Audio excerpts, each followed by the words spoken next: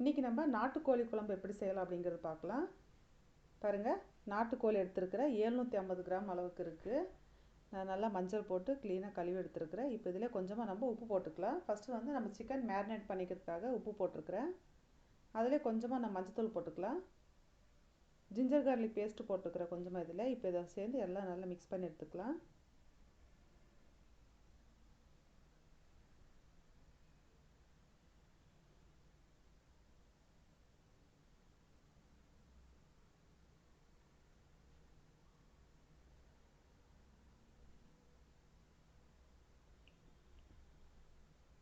நல்லா மிக்ஸ் பண்ணியாச்சு.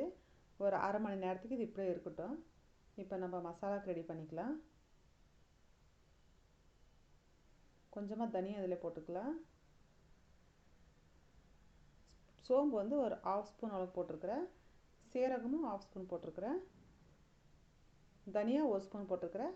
கசகசா வந்து 1/2 ஸ்பூன் போட்டிருக்கிறேன். கொஞ்சமாக பட்டை இதில் போட்டுக்கலாம். ஒரு 2 லவங்கம் இதில் போட்டுக்கலாம். இப்போ இதையெல்லாம் சேர்த்து நல்லா இது மாதிரி ஃப்ரை பண்ணிக்கலாம்.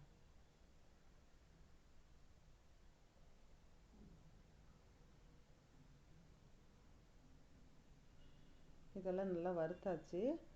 இதை வந்து நம்ம மிக்ஸி ஜாரில் போட்டு பவுட்ரு பண்ணி எடுத்துக்கலாம். இப்போ ஒரு குக்கர் வச்சுருக்கிறேன். கொஞ்சமாக நான் எண்ணெய் ஊற்றிருக்கிறேன். ஒரு 3 ஸ்பூன் அளவுக்கு எண்ணெய் ஊற்றிருக்கிறேன். அதுக்கப்புறமா சோம்பு இதில் போட்டுக்கலாம். ஃப்ளேவருக்காக போட்டிருக்கிறேன் சோம்பு. ஒரு வெங்காயம் கட் பண்ணி இதில் போட்டுக்கலாம். கொஞ்சமாக கருவேப்பிலையும் போட்டிருக்கிறேன்.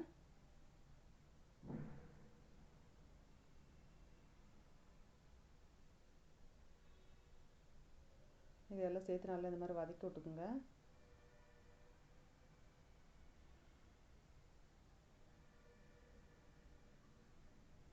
இஞ்சி பூண்டு பேஸ்ட்டு 1 ஸ்பூன் போட்டுக்கிறேன் இதில்.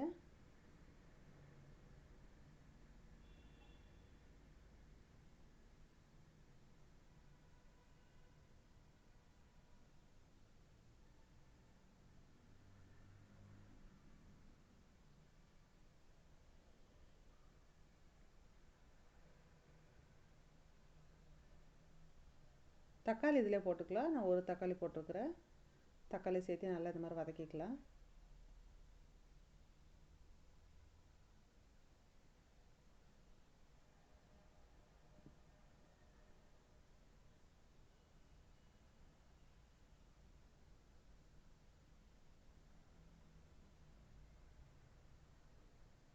இப்போ நம்ம மேரினேட் பண்ணி வச்ச சிக்கன் பீஸுங்க இதில் போட்டுக்கலாம்.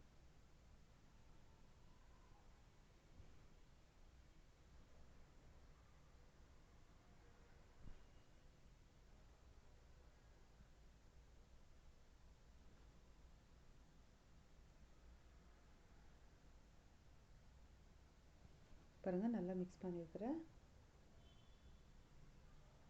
இப்போ கொஞ்சமாக மஞ்சத்தூள் இதில் போட்டுக்கலாம். உப்பு எவ்வளோ வேணுமோ அதை பார்த்து போட்டுக்கோங்க ஃப்ரெண்ட்ஸ். இதில்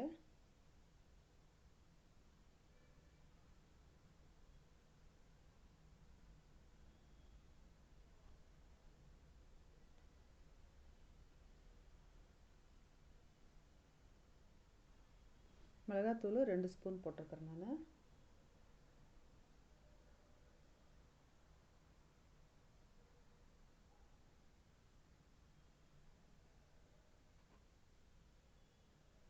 இப்போ நம்ம அரைச்சி வச்ச மசாலா பவுடர் இதில் போட்டுக்கலாம்.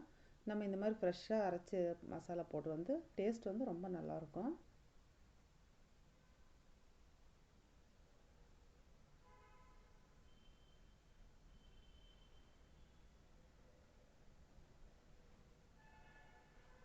நான் இங்கே 2 கிளாஸ் தண்ணி ஊற்றுறேன்.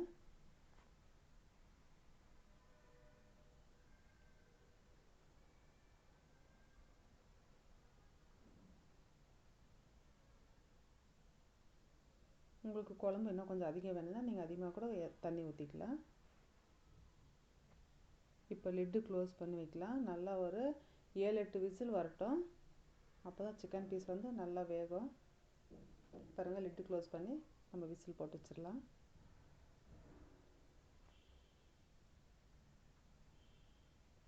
பாருங்கள், இப்போ நல்லா ஒரு 7-8 விசில் வந்திருக்கு. இப்போ நம்ம ஓப்பன் பண்ணி பார்க்கலாம். இதில் கொஞ்சமாக நம்ம கொத்தமல்லி போட்டுக்கலாம். நம்ம நாட்டுக்கோழி குழம்பு சூப்பராக ரெடி ஆகிடுச்சு. நீங்களும் செஞ்சு பார்த்துட்டு எப்படி இருக்குன்னு சொல்லுங்கள் ஃப்ரெண்ட்ஸ். உங்களை அடுத்த வீடியோவில் இன்னொரு